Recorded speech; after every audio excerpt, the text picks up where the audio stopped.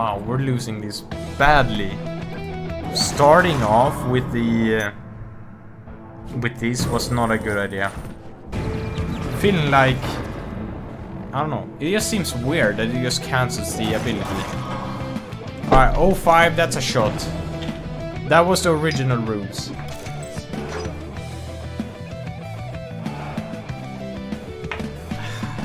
The punks, right? I'm really wondering how they're going to do when they add the punks to the game. The core characters from the punks universe. Like Beanie, we got G-Funk. Because I know they're coming up. Are you going to give him an exclusive attribute ability? Since he doesn't really share any traits with any of the meta heroes, so it wouldn't make sense to give him an attribute ability, you know? Because it would only be limited to exclusively Beanie. Because he doesn't share any traits, as far as I know, with any of the generative identities. So adding just an ability that's just exclusive to that character just seems like a lot of work. It just seems really weird. So I'm wondering how they would do with those, like G-Funk as well. And Wiggles, like what would their abilities be? Because everyone is playing Gear Master and they're all running fireworks or nanobots or double nanobots. That's crazy, nanobots on the cove. It's very, I love how each brawler, I was going to say like the first brawler has the most significance, but at the same time the second brawler also has a huge significance, and the last brawler also has a huge significance. So each draft that you do is actually super important, which I also love. It's insane. So the first brawler, yes, that's super important to winning the early games. I would say probably, yeah, the first brawler is probably the most important. But then the second and the third, I mean, they're all important. It's not like you can just pick two brawlers and then the third one, just like pick a random brawler and you still win. No. It still matters which one you choose. It doesn't matter how much you have powered up your first two brawlers. Not at all. You still have to pick a good third brawler that complements the other two. And at the same time, it doesn't matter if your first brawler sweeped. Like if you have Cove Medic, it doesn't matter if Cove Medic sweeped the 1v1s.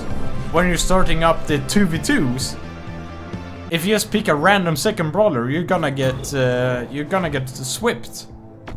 Like you always gotta pick the best brawler for the situation, which is crazy. Rage on your cove is crazy. Rage on your cove is crazy. How did I match with that even? I'm drafting my second brawler right now. I'm totally crazy. A single brawler, and he's running double fireworks, hoping that it's just one person that he's playing against, but he's playing against two brawlers. Hey, I might have found a new meta right here. Draft early. Like, we got the second brawler real early this game.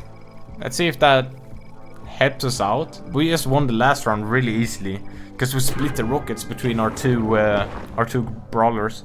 And this guy is also running fireworks. That's what I meant with rockets.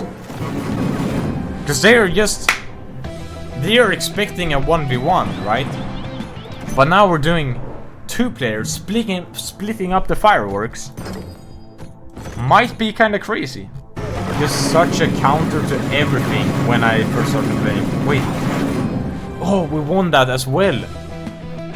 Dude, the early recruit of the second brawler? The early recruit of the second brawler is actually insane.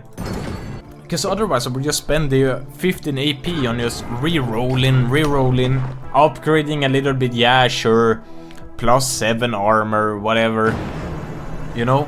But now we got a whole second brawler here, helping us out. Well, never mind, okay. Wait! Has it reloaded? It has reloaded! Whoa! Wait, here I am tripping about when it should reload. What's this suppressor? I never used suppressor. And we got inventor, we got ravager.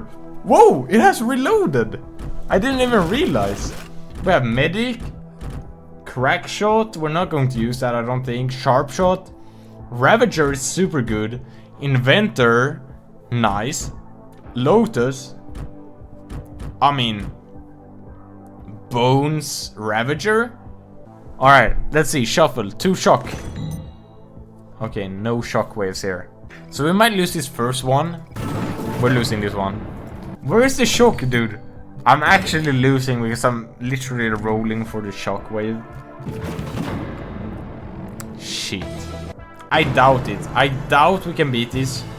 But we'll see. If we had Fury and we had double shockwave, for sure we could beat it. But now, yeah. So just because we got the speed boost, so usually you only think about the speed boost to boost the cooldown.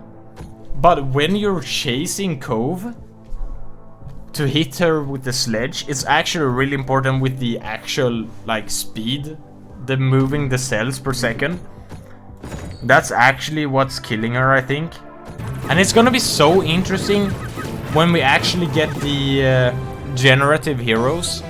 Because I feel like now you're just going for the loadouts. Like you're just hoping for it. I'm hoping for Cove or whatever.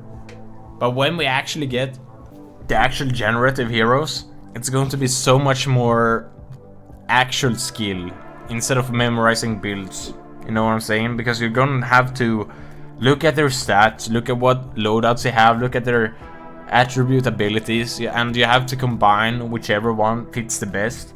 And you can't really predict which one you will get at all. Because now, it's only like 9, I don't know how many cores there are in totals in the game right now. But you can sort of predict which ones you're going to get. Or if I'm looking for Noxious or Lone, like some with high damage output, when we have the full generative identities, I'm not guaranteed to get a high damage output at all. Completely depends on the situation. Alright, so we're losing this one. That was... So let's see. So yeah, basically I get Noxious right now. So of course I'm gonna go Noxious and Lotus. So with the whole generative identities, it would just put up the skill ceiling a bit, I would think. Like with you would actually have to think about what you're drafting. So that would be really interesting when all of the generative identities are included. And I think I usually beat this sort of setup. But we'll see. Not this time, I guess. But it was very close. He got the Shadow Step, which is interesting because it kinda messes up my whole lineup here with the tank in front. But usually, yeah, Lotus just slaughters it, and we got the stun there as well. Unfortunately, we only got 1 life left, which isn't that impressive. Wow, we lost that hard. But we got 4 wins, so that's still a good game, according to BattlePlan.